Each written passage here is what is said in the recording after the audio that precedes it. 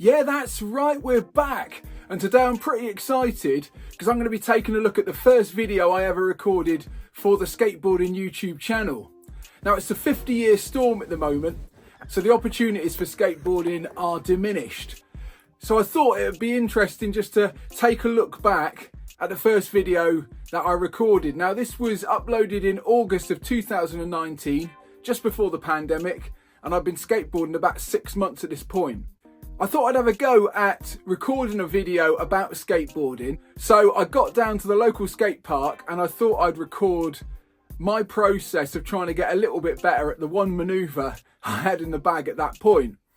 I had learnt to drop in, and I'd also learnt just to tinker around a bowl, and I'm a bit miffed that I didn't start this video process earlier on because there were some really interesting things that happened and some of the falling off was pretty emotional. So I've got the video up on the YouTube. I'm going to stick it up to the side of me so we can have a look as we go. And let's kick things off.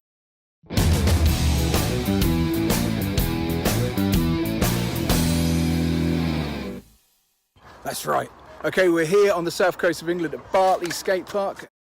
Okay, so a few things there. I did come up with the intro sequence for the first video, and I had this little bit of music knocking around that I tailored in. It was just a bigger rock piece, but I nicked the one riff, and it was lucky that that was remotely catchy, and it also fitted in with the 3 slam sequence that is still the intro that I use to this day. And there's also the very beginnings of the "Yeah, that's right" intro. For this one, I just say "that's right." Now, something that's pretty tricky with these videos is the talking to camera aspect, and we'll have a look at this. I don't think I've remotely got this down. Here we go. I'm going to be trying the backside Burt slide. It's a favourite of mine. It's surf inspired. Z-Boys and the Dogtown Crew, and by surfer Larry Bertleman. It's a hand down, slidey, surf style manoeuvre. So there's a couple of things from the talking to camera aspect there. One thing I've learned is that the iPhone front facing camera is off to the side. So if I look at the screen to check I'm in the frame, it looks like I'm looking off screen, and that's what's happening here. And I've found that that's just not quite as engaging when you're watching it. Also, for some reason, I boosted up the audio here. I didn't realise that if you boost the audio up by 150%, that it makes it all distorted. I just thought it'd be nice and loud and present. So that was a massive mistake, and something that I learnt from the early stages. Also, you'll notice that there's no background music while I'm talking. I wrote all the music for the channel a little bit later. And what I've also found is that when I make a trick, I try and make it loads of times from loads of different angles, and then I can do a montage at the start of the video to sell the trick that I'm doing the video about. On these early videos, there's only usually one at the start because I really only made 1 or 2 makes, and then I called it a day. And I learnt that pushing through and making loads and loads was far better for the learning process. It wasn't just all about the making the video and completing the video as I progressed. I don't reckon that's the way.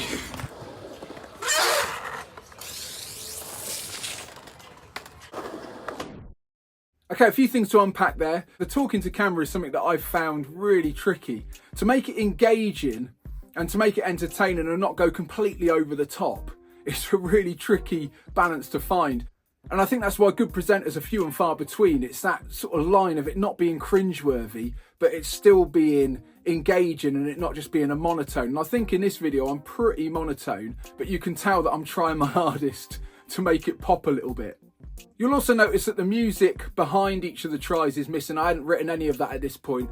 And I also find that doing a montage of the tries in a batch is a lot more engaging than just doing one at a time with talking afterwards, because that can be a little bit annoying. Pump up the transition more and weight the front foot. If the back foot makes it dig in, then it just spins out.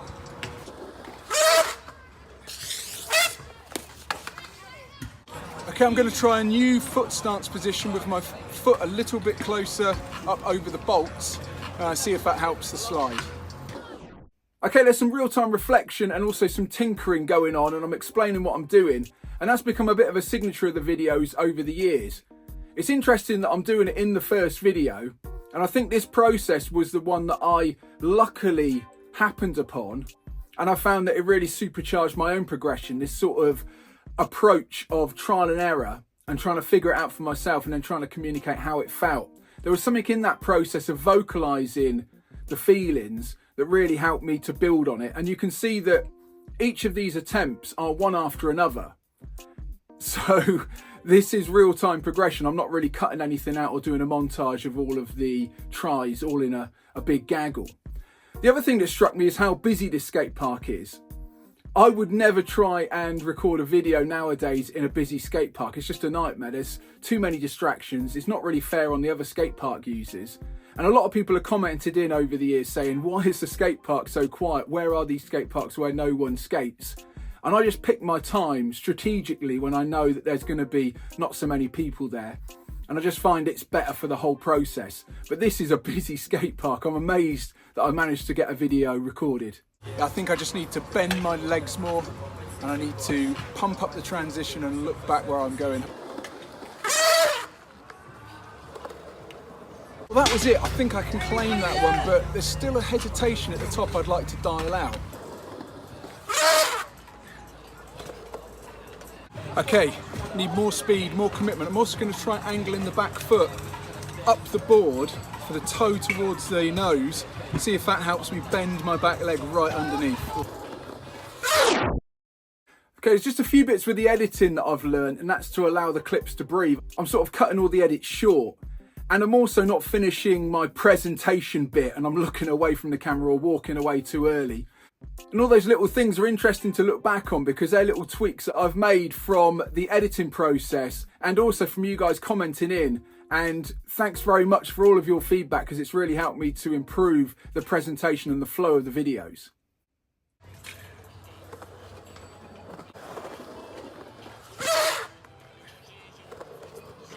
Yeah, it's coming more consistent now, pretty much every time. And it's just that back foot was the final part of the puzzle. Look with the head, back foot facing forwards, so your knee can go right underneath your chest, accept that turn and transition so you can then just ride away.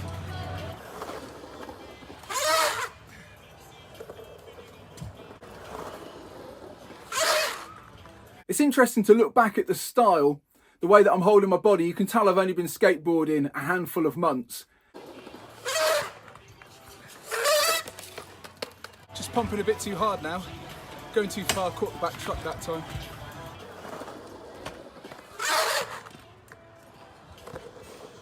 Okay, I can feel a new trick coming on. Somehow get that back truck up and over, bring it back in.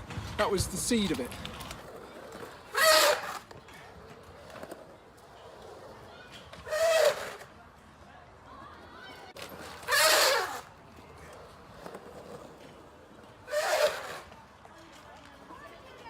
Okay, so this video is about 4.5 minutes long. I've since tried to make the videos a little bit longer. I find they engage a little bit better. This is quite a short video, but it feels like a long video because of the monotone speaking and the slightly cranky editing style. I'm not even in picture in that edit there. And as I'm going through, there is some multi-screen editing that I don't do anymore. And I'm just trying to remember how I did it. I think I had a GoPro on the side, and then I had the camera, and then I must have edited that together in iMovie on the iPhone, but it's a miracle that I did that 4 years ago. I do still use iMovie on the iPhone to edit all my stuff, but it's come on leaps and bounds, and the camera quality has also come on leaps and bounds. If you have a look at the camera quality here, it's quite juddery, and also it's not 4K. I like to do all the videos in 4K nowadays, but that wasn't really an option back then, so this is HD at its best.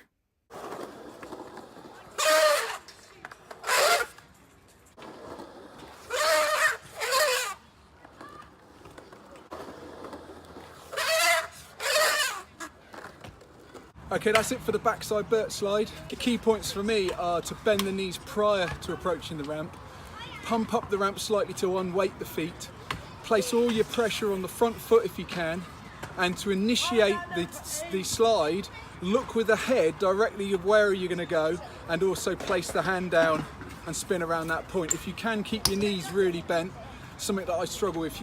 Okay, this idea of the key points comes from windsurfing coaching, which is one of my backgrounds.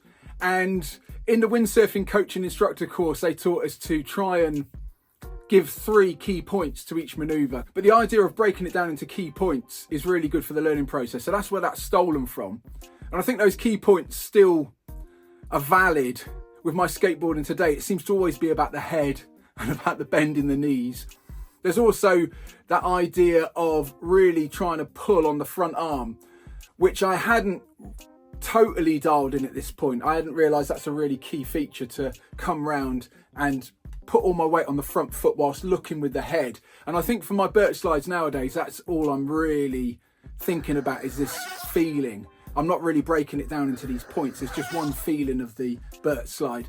And I think I've been very, very fortunate with the timing of this first video. This was just pre-pandemic, but also I was a beginner. So I was at that point where when I was learning it, every single part was very much in my mind. I was going through it and trying to work it out myself. And I think that's probably the advantage I've got over a pro skateboarder who's autonomous with the manoeuvre. Because I was finding that when I looked at those pro tips, they were really inspiring and they were also great to watch and good entertainment, but I didn't get an awful lot of information out of them because the person executing the manoeuvre was an expert. So they were very much like, go in full speed and just stay on. There might have been a sort of, and just sort of like bend your knees a bit. Just commit.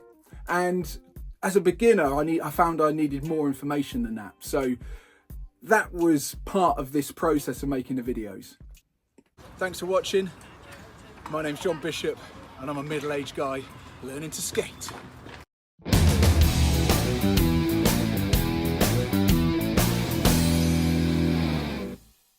Okay, that's interesting that there's the early seeds of a sign-off there. I'm a middle-aged guy learning to skate. I changed it into I'm a middle-aged guy learning how to skate. Small tweak, but I think it had sort of a better rhythm to it. So if you fancy going back and checking out that first video, I'll leave a link in the description. You can watch it in its entirety. It's only 4.5 minutes long. It's had about 8,000 views, which blew me away. And the feedback from that first video was pretty good, and that's what gave me the confidence to try some more. This was really just an experiment. I didn't know how it would turn out. I didn't know whether it was going to be a valid process. I didn't really know what I was going to do. After this, the pandemic hit, I built the mini ramp, and then we're off to the races learning lip tricks on that little mini ramp. And I think that's where a lot of people got on board, because they could relate to that process because they were in a similar position with not so much work to be done and a bit more spare time to learn something new. Anyway, if you like this sort of video, please do hit me up in the comments below. I'll do more if you like them. I've enjoyed the process of talking through it. I usually just post and ghost these videos. Once they're done, once they're edited, I put them up on the YouTube and I never look at them again. I do check in on the comments though, and I read pretty much every comment because that's where all the valuable feedback is, and that's sort of the whole point of the skate community, is we're all in it feeding back and providing information. So if you're new to the channel, feel free to hit subscribe. I make new videos like this every week. And you can also follow me on Instagram at John Bishop Skate. As ever, my name's been John Bishop, and I'm a middle-aged guy learning how to do a reaction video.